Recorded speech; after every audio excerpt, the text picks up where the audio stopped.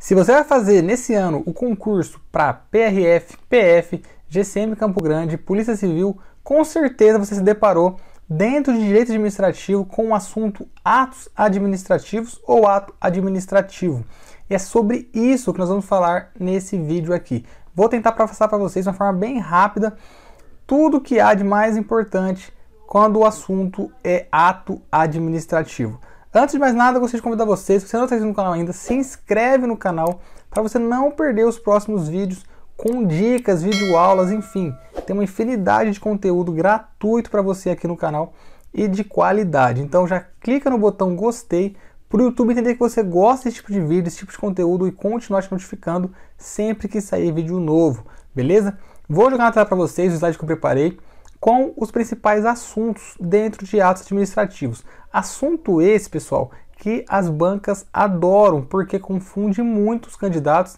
Então eu trouxe para vocês alguns mnemônicos, alguns macetes, para que vocês não confundam na hora da prova, beleza? Começando então, pessoal, com um conceito amplo aí do que são os atos administrativos. É a manifestação unilateral de vontade da administração pública ou dos seus delegatários, que no exercício da função delegada, que, sob um regime de direito público, pretende produzir efeitos jurídicos com o objetivo de implementar o interesse público. Esse é um conceito bem amplo aí do que é ato administrativo. Isso cai em prova? Já caiu, mas não é o que é mais cobrado dentro desse assunto.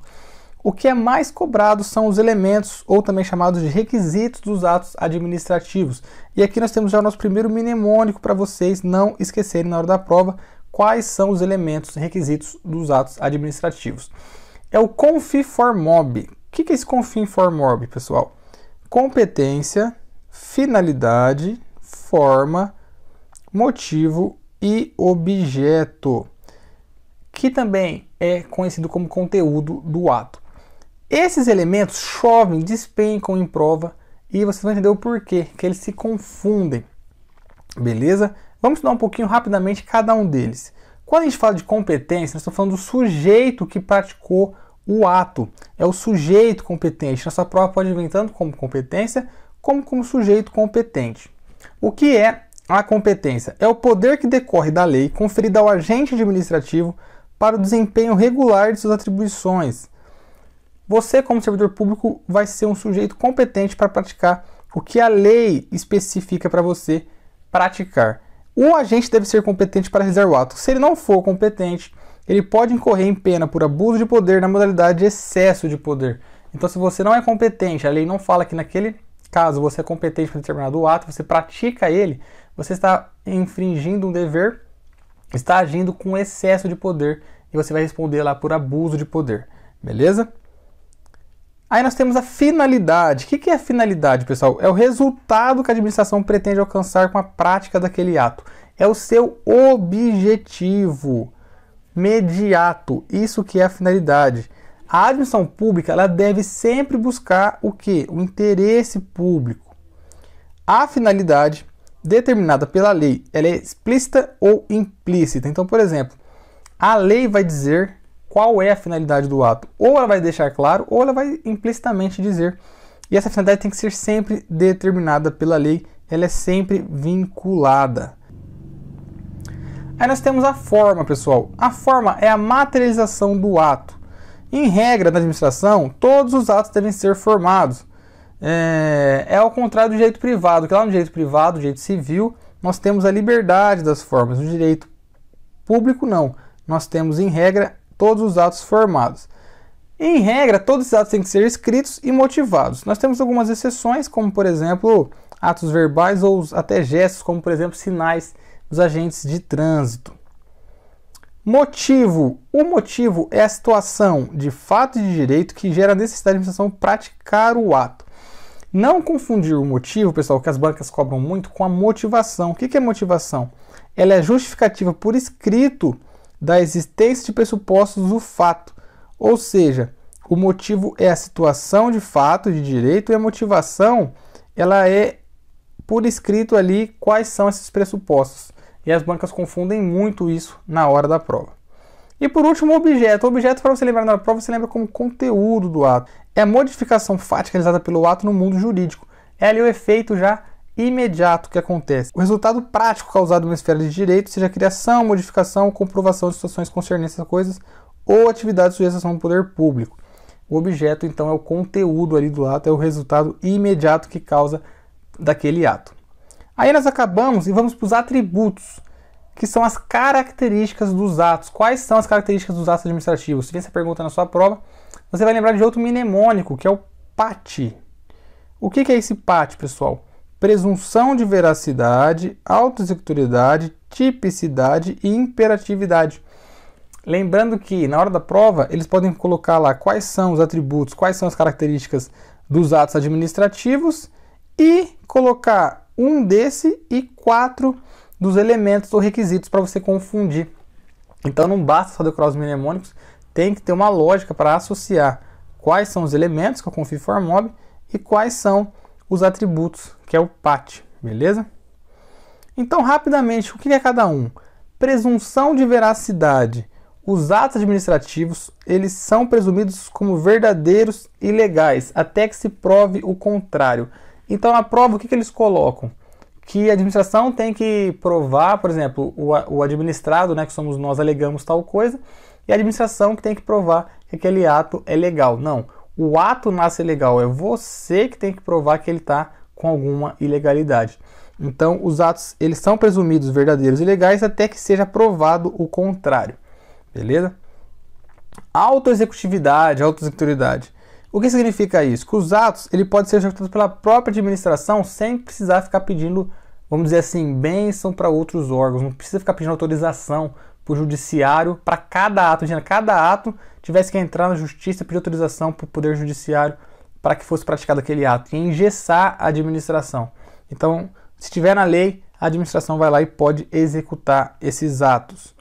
Tipicidade. O ato deve corresponder a figuras previamente definidas pela lei como aptas a produzir determinado efeito. Tem que estar tipificado na lei para a administração praticar aquele ato. E por último, imperatividade. O que é imperatividade? Os atos são impostos a todos, independentemente da sua vontade, da vontade dos destinatários. A administração pratica um ato, não importa se você vai gostar, se não vai gostar, é imperativo a todos. Beleza? Então são essas as 4 características ou atributos dos atos administrativos. Agora, rapidamente, a classificação dos atos. Outro mnemônico, NONEP. O que é esse NONEP? Os atos normativos, ordinatórios, negociais, enunciativos e punitivos. Lembrando que tem outras classificações, eu trouxe para vocês as mais comumente cobradas em provas de concurso público. Rapidamente também passando por cada uma delas. Os atos normativos são manifestações de vontades abstratas para destinatários determináveis. Essa é a palavrinha-chave para você lembrar na hora da prova. Vontade abstrata, você vai lembrar de atos normativos, que como, por exemplo, temos os decretos, regulamentos, resoluções e instruções normativas. Já nos ordinatórios, expedidos pela autoridade administrativa de hierarquia superior para seus subordinados. Essa é a palavrinha-chave para você lembrar dos ordinatórios, que como nós temos de exemplo, as ordens de serviço e também as circulares. Os atos negociais, o próprio nome já diz, né? Coincidem com a pretensão da administração pública com a de particulares. Temos exemplo licença, permissão e autorização. Enunciativos. A administração se limita a certificar ou atestar. São essas as 2 palavrinhas-chave na hora da prova. Falou em certificar ou atestar, você vai lembrar dos atos enunciativos. Fato constante de registros de arquivos públicos ou emitir opinião sobre determinado assunto. Como exemplo, temos certidões, atestados e também pareceres. E os atos punitivos. Os atos punitivos, o próprio nome já diz, né? Aplicação de sanção tanto a servidores, né, como a administrados. E aí nós temos como exemplo multa, interdição de atividades e demolição. Esses são a classificação dos atos. Eu trouxe 5, tem outras, já vou dizer para vocês. A doutrina elenca outras classificações. Eu trouxe as mais usuais aí para vocês, beleza? E por fim, pessoal, vamos falar das extinção dos atos administrativos. Isso é muito cobrado em prova de concurso público. Depois que você consegue aprender a lógica da coisa, você não erra mais questões falando da extinção dos atos. Nós temos a anulação e a revogação. Você vai se lembrar, quando falar em anulação, é que o ato ele é ilegal. Se o ato foi legal, tanto faz se ele é vinculado, ou seja, a administração só pode o que está na lei, ou discricionário, que tem aquela certa liberdade de escolha, né, do administrador. Tanto faz. Ele deve ser anulado tanto pela administração pública, na sua autotutela, quanto pelo Poder Judiciário, mediante provocação. Ok? Então, quando a gente fala em anulação, é de um ato ilegal. E aí, tanto faz se ele é vinculado ou discricionário. Anulou esse ato, quais são os efeitos dele? Ex tunc, ele retroage. Tem aquela famosa pessoa fala ex tunc, né? Você lembra de batendo na testa para trás? Vai retroagir. Os efeitos dele vai retroagir lá na prática do ato. Ele vai voltar. Então lembra, ex tunc, ele vai retroagir. Quando a gente fala em revogação, são apenas os atos discricionários. Só os atos discricionários que podem ser revogados. Então não esqueça isso na hora da prova. Ele só pode ser extinto pela administração em um juízo de conveniência e oportunidade. Isso vocês têm que lembrar. Revogação, conveniência e oportunidade. Ou seja, pessoal, a administração... esse ato aqui já deu o que tinha que dar, eu vou revogá-lo. Não é ilegal, porque se a gente falar em ilegalidade, nós remetemos à anulação. Ok? Revogação, ele é apenas pela própria administração, porque entra no juízo de mérito. O Poder Judiciário não pode analisar conveniência e oportunidade, somente legalidade. Por isso que o Judiciário não pode revogar um ato administrativo. Ele pode anular. Beleza, pessoal? E os efeitos, Marcos? Como é apenas conveniência e oportunidade de administração, os efeitos são ex nunc. Lembra da nuca? O ex nunc. Que os nunc vai para frente. Ele não retroage. Ele começa a produzir a partir daquela revogação. Beleza, pessoal? Com isso a gente finaliza aqui essa aulinha de atos administrativos. Se você gostou desse vídeo, clica no botão gostei. Tentei ser bem rápido, sucinto, para não ficar muito cansativo para vocês. Beleza? Um abraço a todos, fiquem com Deus e até o próximo vídeo.